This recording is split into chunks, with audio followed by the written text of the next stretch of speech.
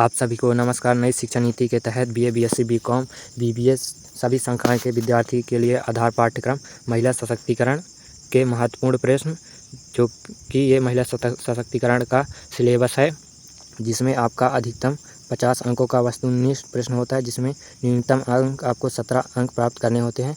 ये महिला सशक्तिकरण का सिलेबस है, जिसमें आपके प्रथम इकाई में भारत में महिला सशक्तिकरण का इतिहास, प्राचीन काल, मध्यकाल एवं आधुनिक काल एवं सेकेंड इकाई में है आपका महिला सशक्तिकरण, संवैधानिक प्रावधान एवं कानून। इसके बाद है तीसरे इकाई में है महिला सशक्तिकरण, मुद्दे एवं चुनौतियाँ, और चौथे इकाई में है महिलाओं में वित्तीय जागरूकता। अगर आप हमारे चैनल में नए हैं तो हमारे चैनल को लाइक एंड सब्सक्राइब कर लें। तो आइए शुरू करते हैं। तो आपका पहला प्रश्न है, महिला सशक्तिकरण हेतु प्राथमिकता का अर्थ है। तो ऑप्शन है महिलाओं को मतदान का अधिकार, महिला सशक्तिकरण, नारी शक्ति, उपरोक्त सभी। तो पहले का आंसर हो जाएगा उपरोक्त सभी। इसके बाद दूसरा प्रश्न है, महिला सशक्तिकरण के लिए है तो महिलाओं का न्याय, पुरुषों का उत्थान, महिलाओं का उत्थान, इनमें से कोई नहीं। तो इसका आंसर है 6 नंबर, महिलाओं का उत्थान। तीसरा प्रश्न है, अवंती बाई कहाँ की रानी थी। तो अवंती बाई कहाँ की रानी थी? झांसी, कानपुर, रामगढ़, दिल्ली। तो इसका आंसर हो जाएगा रामगढ़। इसके बाद चौथा प्रश्न है, ईश्वर चंद्र विद्यासागर संबंधित थे सती प्रथा उन्मूलन, बाल विवाह पर रोक, विधवा पुनर्विवाह, स्त्री शिक्षा। तो इसका आंसर हो जाएगा 6 नंबर, विधवा पुनर्विवाह। इसके बाद है पाँचवा प्रश्न है, राष्ट्रीय बाल नीति 2013 एवं राज्य बाल नीति 18 वर्ष से कम उम्र के सभी व्यक्ति को बच्चा मानती है। राजस्थान सरकार बच्चों को समान नागरिक तथा अधिकार धारक के रूप में मान्यता देती है। बताइए राज्य बाल नीति कब बनी? तो 2012 में, 2015 में, 2008 में, 2005 में। तो इसका आंसर हो जाएगा 2008 में। इसके बाद छठवां प्रश्न है, निम्नलिखित में से सही सुमेलित का चुनाव कीजिए। किशोर न्याय अधिनियम 2003, लैंगिक अपराध से बालकों का संरक्षण अधिनियम 2012, बाल विवाह निषेध अधिनियम 2008, अभिभावक एवं वंश अधिनियम 2006। तो इसका आंसर हो जाएगा छठवें का लैंगिक अपराधों से बालकों का संरक्षण अधिनियम 2012। तो ये आपका सही है। इसके बाद है सातवां प्रश्न, महिलाओं के पिछड़ेपन का मुख्य कारण है। तो इसमें ऑप्शन है अशिक्षित महिलाएं, महिलाओं की आर्थिक निर्भरता, रूढ़िवादी समाज, उपरोक्त सभी। तो इसका आंसर हो जाएगा उपरोक्त सभी। इसके बाद है आठवां प्रश्न, सती प्रथा को समाप्त करने वाले गवर्नर जनरल कौन थे? तो सती प्रथा को समाप्त करने वाले गवर्नर जनरल कौन थे? Lord Canning, Lord Ripon, Lord William Bentinck, Lord Dalhousie. तो इसका आंसर सही हो जाएगा लॉर्ड विलियम बेंटिंग। एनसीडब्ल्यू का पूर्ण रूप क्या है? 9वां प्रश्न है, एनसीडब्ल्यू का पूर्ण रूप क्या है? तो महिलाओं के लिए राष्ट्रीय समिति, महिलाओं के लिए राष्ट्रीय परिषद, महिलाओं के लिए राष्ट्रीय सहयोग, महिलाओं के लिए राष्ट्रीय आयोग, महिलाओं के लिए राष्ट्रीय आयोग। तो इसका आंसर हो जाएगा महिलाओं के लिए राष्ट्रीय आयोग। इसके बाद है 10वां प्रश्न है, कौन सा हिंदू उत्तराधिकार अधिनियम महिलाओं को उनके पृथक संपत्ति के वारिस का अधिकार सुनिश्चित करता है? 1952, 1954, 1956, 1958। तो इसका आंसर 10वें का सही हो जाएगा 1956। उसके बाद है 11वां प्रश्न है, दहेज निषेध अधिनियम कब लागू किया गया था? तो 1992 में, 1960 में, 1961 में, 1963 में। तो इसका आंसर हो जाएगा 1961 में। तो 12वां प्रश्न है, प्राचीन काल में लड़कियों को देवता को समर्पित करने की प्रथा को किस नाम से रूप में जाना जाता था? तो सती प्रथा, देवदासी, समा, इनमें से कोई नहीं। तो इसका आंसर बा हो जाएगा देवदासी। उसके बाद है 13वां प्रश्न है, विधवा पुनर्विवाह अधिनियम कब पारित किया गया था? तो 1840 में, 1856 में, 1950 में, 1956 में। तो इसका आंसर हो जाएगा ब नंबर 1956 में। इसके बाद है 14 प्रश्न, सती प्रथा के उन्मूलन में पहल करने वाले समाज सुधारक ज्योतिराव फूले, सैयद अहमद खान, राजा राम मोहन राय, ईश्वरचंद्र विद्यासागर। तो इसका आंसर हो जाएगा राजा राम मोहन राय।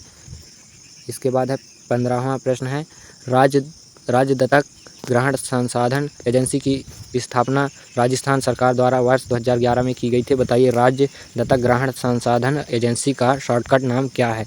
तो लिरिक्स, ICPCS, सारा, फोस्टर केयर। तो इसका 15 का आंसर हो जाएगा सारा। उसके बाद है 16वां प्रश्न, निम्न में से महिला सशक्तिकरण की समस्या कौन सी है? बाल विवाह, घरेलू हिंसा, लिंग विभेदन, उपरोक्त सभी। तो इसका 16 का आंसर हो जाएगा उपरोक्त सभी। उसके बाद है 17 प्रश्न, दहेज हत्या तथा पत्नी को पीटना किस हिंसा का उदाहरण है? आपराधिक हिंसा, घरेलू हिंसा, सामाजिक हिंसा, उपरोक्त सभी। तो 17 का आंसर हो जाएगा घरेलू हिंसा। उसके बाद है 18वां प्रश्न, राष्ट्रीय महिला सशक्तिकरण मिशन की शुरुआत 8 मार्च 2010 को नई दिल्ली में की गई। राष्ट्रीय महिला सशक्तिकरण मिशन भारत सरकार द्वारा प्रत्येक राज्य में कितने राज्य महिला संदर्भ केंद्र खोलने का प्रावधान किया गया? तो इसका ऑप्शन है राज्य के जिलों के हिसाब से प्रत्येक राज्य में एक, प्रत्येक राज्य में आंगनबाड़ी केंद्र के हिसाब से, प्रत्येक राज्य में विधानसभा के हिसाब से। तो इसका आंसर बा हो जाएगा प्रत्येक राज्य में एक। उसके बाद है 19वां प्रश्न है, कन्या भ्रूण हत्या तथा छेड़खानी किस हिंसा का उदाहरण है? तो आपराधिक हिंसा, घरेलू हिंसा, सामाजिक हिंसा, उपरोक्त सभी। तो इसका आंसर हो जाएगा सामाजिक हिंसा। उसके बाद है 20वां प्रश्न, महिला संगठन द्वारा स्वतंत्रता के पश्चात की अवधि में निम्नलिखित विवादों में से कौन सा विवाद नहीं उठाया गया? बाल देखभाल प्रावधान का अभाव, मातृत्व लाभ का अभाव, पुरुष कामगारों को महिला कामगारों से बदलना, पुरुष एवं महिलाओं के मध्य मजदूरी भेदभाव। तो इसका आंसर सा हो जाएगा पुरुष कामगारों को महिला कामगारों से बदलना। इसके बाद है 21वां प्रश्न है,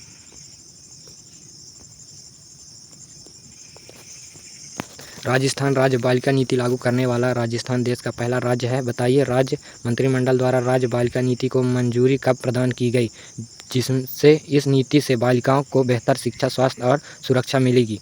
8 मार्च 2010, 15 अगस्त 2014, 20 मार्च 2015, 11 जनवरी 2013। तो इसका आंसर हो जाएगा द नंबर 11 जनवरी 2013। उसके बाद है 22वां प्रश्न है, भारत में महिलाओं को किन चुनौतियों का सामना करना पड़ता है? गरीबी, शिक्षा, स्वास्थ्य एवं सुरक्षा, उपरोक्त सभी। तो इसका आंसर हो जाएगा उपरोक्त सभी। उसके बाद 23वां प्रश्न है, सामाजिक संरचना जो महिलाओं तथा पुरुषों की शारीरिक, सामाजिक और आर्थिक संगति को संस्थापित करती है क्या कहलाती है?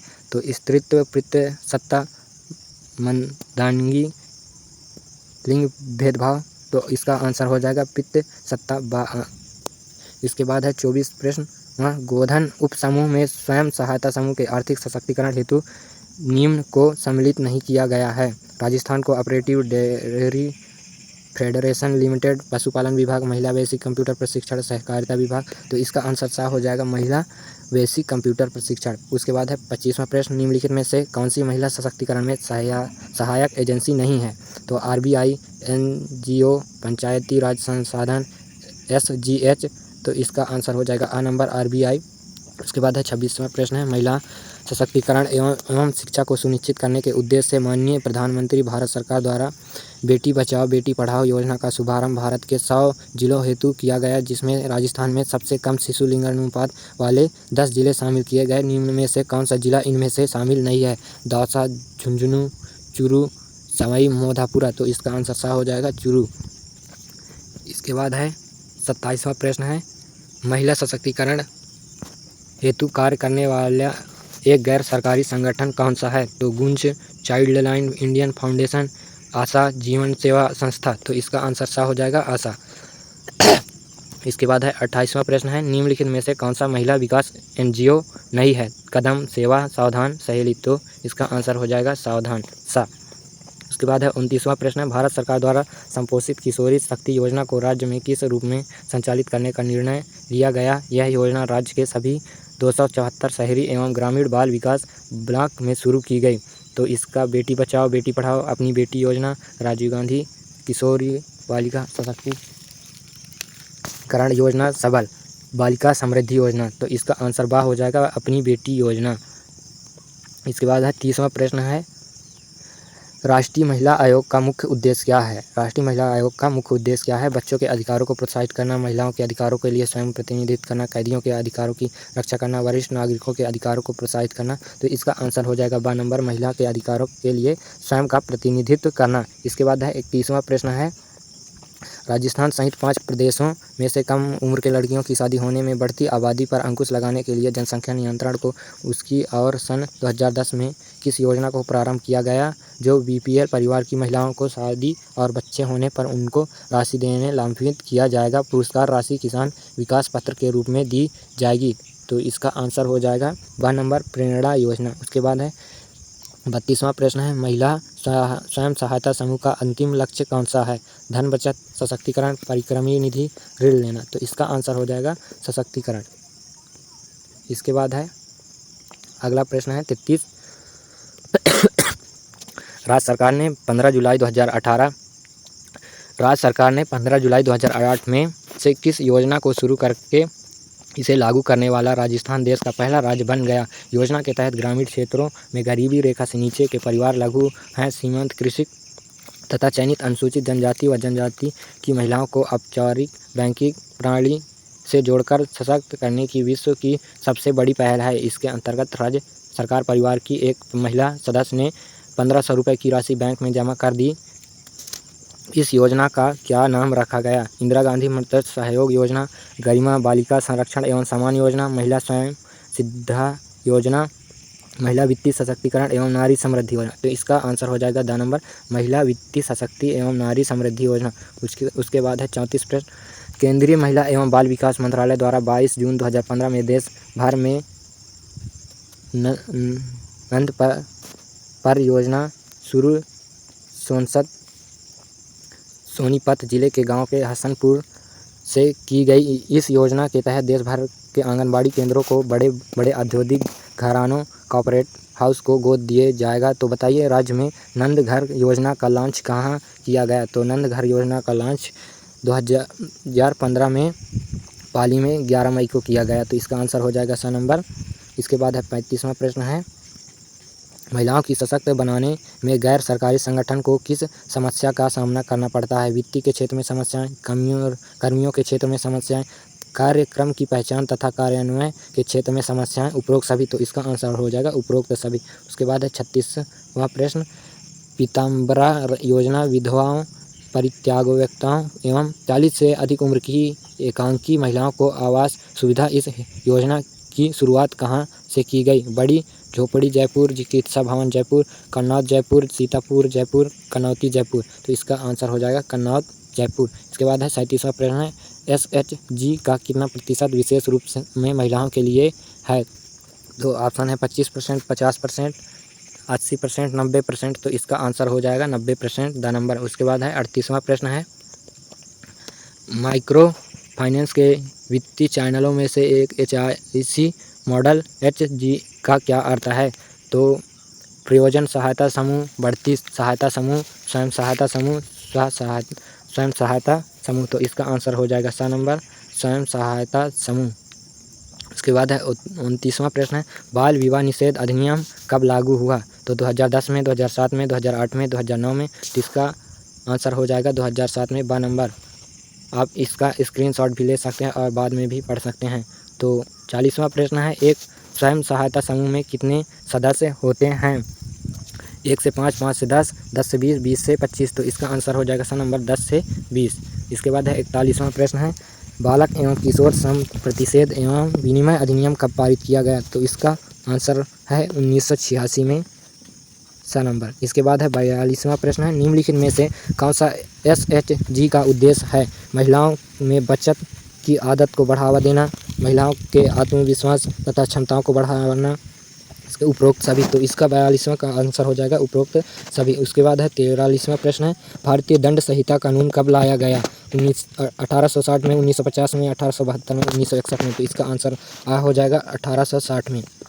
उसके बाद है 44वां प्रश्न है, SHG में बचत एवं ऋण गतिविधियों का संबंध में अधिकांश निर्णय किस के द्वारा लिए जाते हैं? तो इसका आंसर हो जाएगा बैंक द्वारा, सहकारी समिति द्वारा, समूह के सदस्य द्वारा, उपरोक्त में से कोई नहीं। तो इसका आंसर सा नंबर समूह के सदस्य के द्वारा। इसके बाद है 45वां प्रश्न है, सबसे पहले किशोर न्याय अधिनियम अस्तित्व में कब आया? तो 1965 में, 1996 में, 1986 में, 2007 में। तो इसका आंसर हो जाएगा स नंबर 1986 में। उसके बाद है 46वां प्रश्न है, निम्नलिखित में से कौन सा स्वयं सहायता समूह का लाभ नहीं है?